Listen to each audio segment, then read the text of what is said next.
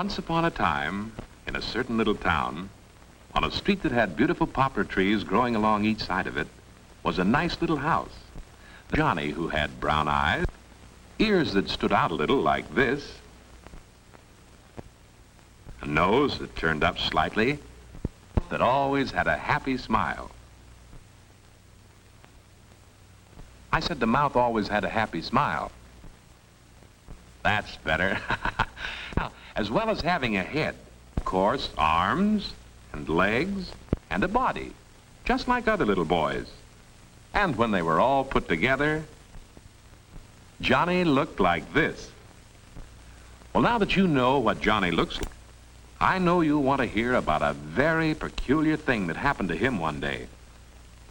The sun was peeping in his window and was getting ready to wake him up. But look at that sun. He looks a bit disgusted at what he sees in Johnny's room. And no wonder. We didn't want to tell you this, but Johnny's a terribly untidy little boy. Did you ever see such an untidy room? His mother had asked him so many times to hang up his clothes and put away his toys. And like all little boys, he had a good self who told him the right things to do. And he knew he should hang up his pajamas. But like most little boys, Johnny also had a bad self. And I don't know why, but Johnny seemed to prefer to listen to this bad self, who told him, "Don't be a sissy. Throw your pajamas on the floor." And the bad self won. Too bad. Now, of course, the bathroom's nice and clean and tidy. Johnny's mother keeps it that way. But does Johnny help her? Well, not exactly. But his good self tells him he knows he doesn't have to have fun that way. It makes his mother very unhappy.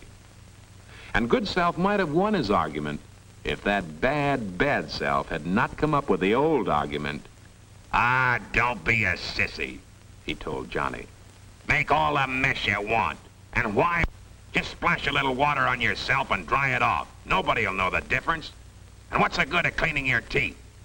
Unless, of course, you could have some fun with the toothpaste." But wait, cried good self. Stop. Just look at the mess you've made. You'll get worse and worse. If you don't mend your ways, you'll turn into a pig for sure, just as your mother said. "Pig," snorted Johnny. "Ah, don't be silly." But even as he hurried off to breakfast, his hands and feet became little pig's trotters. And though good self knew this was bound to happen, he was very sad to see such a nice little boy making such a pig of himself. Of course, bad self was just tickled pink, another one over on him. As Johnny rushed into breakfast, he had no idea that his hands and feet were, you know what. But then why should he, with table manners like this? His mother, of course, was most unhappy to see him slurp and spill his food this way. But Johnny paid no attention to what she said. He thought he was a regular fellow. He had the mistaken idea that being neat and well-mannered was like being a sissy. That was why when his good self popped up to remind him that all this bad behavior was going to lead nowhere, Johnny gave him an argument. "Ah," said Johnny. And of course no polite little boy says "ah" in just that way. "Ah, I don't want to be polite. I want to be a ball player or a soldier." "Well, you won't be either one," said good self. "You'll just be a pig." This pig business was beginning to worry Johnny, and for a moment he began to wonder if he'd better change his ways. "Don't be silly," said bad self, popping into the picture again. "What does it matter how you eat as long as you eat plenty to make you strong?" Now that sort of reasoning seemed to appeal to Johnny, and he continued to eat as rudely as ever. "Be careful," said good self. "You're going too far." "Ah, hurry up," said bad self. "Show him you're boss around here." Then Johnny licked his plate and wiped his mouth with his sleeve. "He's getting to be more and more of a pig," murmured good self. This, of course, was just what bad self wanted. He knew he could get Johnny into even worse trouble if he could just get good self out of the way. Look out! Too late. As soon as Johnny got outside the house, he ran as fast as he could to the baseball field. And as he approached the field, he saw that the game had already started. This made him very angry because his bad manners and his rudeness had, quite naturally, made him also a very selfish little boy. "Give me the bat," he said to Tommy. "I want to bat first." The other boys could hardly believe that one of their friends could be such a bad sport and such a bully. "Don't be a pig," they called. "See, even your friends think you're a pig," said GOODSELF. "And no wonder. Snatching the bat away from little Tommy is the most terrible thing you've done yet." "Ah, why not take the bat?" shouted BADSELF. "You're bigger than he is, aren't you?" "Right," said Johnny the pig. "Let's get on with the game." But the tale doesn't end here. "Play ball!" shouted Johnny. Mickey threw a fast one. Wham! And the ball sailed through the air. As Johnny ran, touched first base, and rushed on, the ball was thrown into Billy, who caught it on second base. "You're out!" shouted Billy. And Johnny was out by a mile. But Johnny didn't like that. He didn't want to be out. "I'm not out! I'm not out!" he screamed at Billy. Poor Billy just blinked. Anybody could see that Johnny was out by a mile. Billy started to explain it, but he just got pushed around for his trouble. Well, that was more than the other boys could stand. They were all good sports, and like all regular fellows, they couldn't stand a bully or someone who wanted his own way all the time. They told Johnny he was a big bully. "You're nothing but a pig," they said. Naturally, they wouldn't have anything more to do with him. Would you? "Humph," said Johnny. "They all say I'm a pig. They're crazy." That's what Johnny said. But do you think they were crazy? BADSELF laughed and laughed as he saw what he'd done to Johnny. GOODSELF decided it was time to do something about it. As for Johnny, he began to feel pretty unhappy. All his friends had left him, and he had that empty feeling that everyone gets when they've been terribly selfish. There was nothing for him to do but go home. On his way, he passed a farmyard where there were some little pigs. He couldn't stand the sight of them. He hurried on his way. He had no idea, of course, the pigs were following him until, "Oink, oink," they said right behind him. "Shoo, shoo," said Johnny to the pigs. Go on home." But the little pigs just stood there and smiled at him. They thought this was fun. They'd never seen a pig with clothes on. Johnny was pretty worried by this time, so he started to run. The pigs ran right behind him. So he ran faster. And the faster Johnny ran, the faster the pigs ran. So Johnny ran still faster. He'd never run so fast before. Puffing and blowing, he arrived at last at his home, swung in the gate, and slammed it shut. Only then did he feel safe from those terrifying little pigs. In the garden, he found his little dog Rover, lying asleep under a bush, waiting for him. Johnny smiled again. Let his friends call him a pig. Let them walk away from him. Rover was a true friend. Rover wouldn't let him down. "Hi, Rover," he called. The dog awakened as soon as he heard that familiar sound. "Oh, boy," said Rover to himself. "Johnny's here to play with me." And off he ran to greet his little master.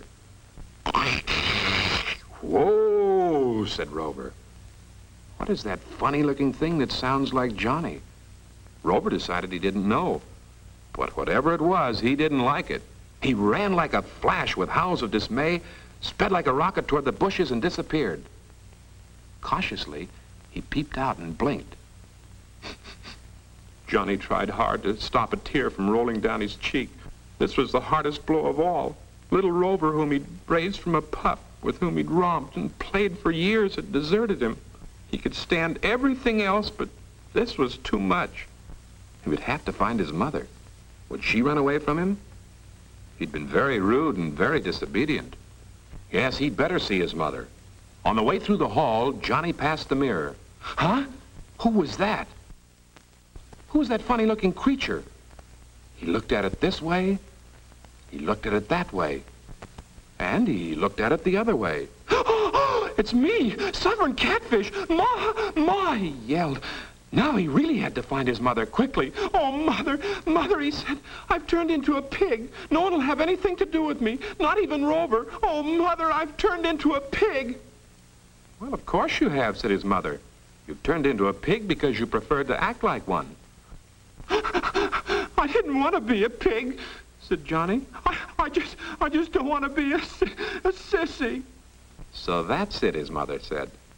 "You're afraid of being a sissy. Well, just let me show you something." And she turned on the movie projector.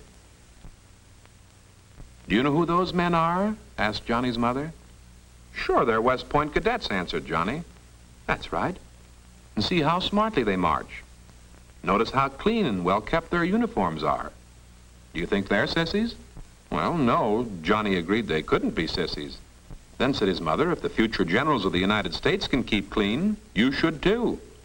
Johnny thought about that and agreed it was probably so. But he added, "If I had a uniform like that and were a West Point cadet, I would naturally keep myself clean." "Mm-mm," said his mother. "Things like that just don't happen. These young men earned the right to be cadets by being clean and well-mannered first. You can't change from being dirty and bad-mannered into being clean and well-mannered all of a sudden." "You can't?" And Johnny seemed worried. "Well," said his mother, "if you made up your mind to try very hard, perhaps you could."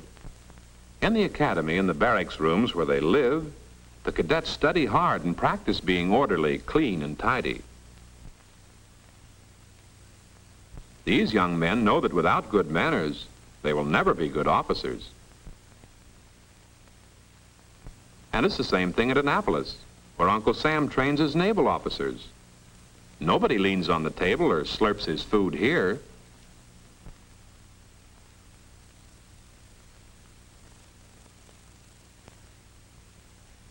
Here's the Navy football squad. But good manners are not forgotten on the playing field. The men learn to tackle hard and to tackle fairly.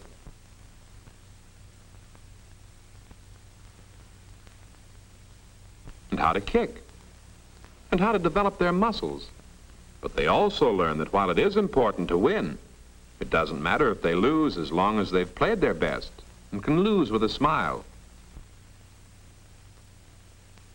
Watch this man score, and remember that good sportsmanship is something that everyone admires, and good sportsmanship is acting to others the way you would like them to act to you. So remember, Johnny, if you want to play ball like this and get a cheer like this,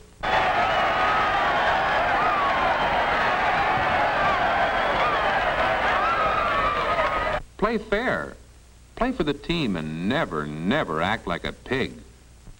"Oh, boy," said Johnny, "that was a wonderful movie. Now I know exactly what to do." "Well," said his mother, "now's the time to begin then. Because once you've made up your mind to do something, you must act immediately." As Johnny rushed away, you could see that he felt better already. He ran up the stairs as fast as he could and entered his room. "No wonder I turned into a pig," he said as he looked around. Quickly, he gathered up all his clothes he'd left scattered around and hung them up neatly in his closet, just as he'd seen the cadets do. Then he picked up and put away his toys in the toy box. On the way out, he paused at the door to see if everything was shipshape, as the midshipman would say. And as he looked around the clean and tidy room, he felt happier than he'd ever felt before. Suddenly, he noticed that his pig's trotters were once more his own hands and feet. "Oh, boy," he exclaimed, "I'm turning into a little boy again." And he was so encouraged that he hurried even faster to get on with the job. In the bathroom, he hung up each towel in its place, put everything back where it belonged, and yes, sir, he even put the cap back on the toothpaste. "Yes, sir," said Johnny. "I must admit that certainly is an improvement." So he thought it was time to see if he showed any improvement. And sure enough, he could see a lot of changes for the better. Now nothing could stop him. A fella couldn't become a cadet or a midshipman all of a sudden. He wondered why he hadn't realized that before. At lunchtime, Johnny sat up straight at the table as he'd been taught to do, arranged his napkin properly, and instead of reaching for the food, asked his mother to pass it for him. This time there was no slurping or spilling or splashing of food. Johnny was eating like a little gentleman, and proud of the fact that he knew how to do so. "Johnny," said GOODSELF, popping up again, "you look more and more like yourself." Johnny grinned as he wiped his mouth with a napkin. "Just remember," continued GOODSELF, "that any drip can be a pig. It takes a smart guy not to be one." "Roger," said Johnny. And what do you know? His pig's ears disappeared. "Don't be a dope," cried BADSELF. "You're to have more fun taking my advice. Do you want to be a sissy?" "Being polite and well-mannered is not being a sissy," said Johnny. "Listening to you doesn't get a fella anywhere." And he dropped BADSELF into the sugar bowl. "Good for you," cried GOODSELF as Johnny excused himself and left the table. And just in case BADSELF should cause any more trouble, he jumped on the lid and sat on it. "Well," said GOODSELF, "that takes care of that." And it certainly seemed to. When Johnny arrived at the ball game, the boys were not a bit pleased to see him. "Hi, fellas," said Johnny. But the fellas hardly said a word. The boys expected trouble. But Johnny went over to little Tommy and said, "Here, use my new bat." Then he went over to Jimmy and said, "Here, try my new mitt." "Well, what do you make of it?" Ted asked Bobby. "I don't know," answered Bobby. "But if he wants to play fair, we'll let him play." As the game got going, the boys were more than glad to have Johnny playing with them. He was always on the job, and he played for the team. But when it came Johnny's turn at bat, a shiver of excitement ran through all the boys. So far, Johnny'd been a good sport. How would he act now? The ball came sailing fast and straight toward the plate. Bam! Johnny socked it with all his might, and the ball went winging way, way, way over the field. It looked like a home run for sure. Johnny went zipping around the bases, and as he passed third base, the ball was fielded. The fielder fumbled with it for a moment, then threw it into home base. And Johnny and the ball seemed to arrive at the same moment. "You're out," shouted Jimmy in great excitement. And this time the boys were ready in case Johnny put up another argument. But they didn't know our new Johnny. "Shake," said Johnny to Jimmy. "That was a good catch. I thought I was safe, but I was too busy running to see. If you say I'm out, I'm out." That's the kind of sportsmanship the boys like to see. And they were so happy to see Johnny a good sport again, they cheered him all around the field. And because he was, they then and there elected him captain of the team. Well, of course, there was no pig left in Johnny, so his snout disappeared, too. "Hooray for our side," said GOODSELF. "I knew you'd do it." Then Johnny home as fast as he could go, leaped over the garden fence and found Rover waiting for him. Good old Rover was overjoyed after looking like a man, and grinning as only a dog can grin, followed Johnny as he'd always done. "Mother, Mother," called Johnny as he came bounding into the house. "What is it?" she said. "I just want to tell you," said Johnny, "that it's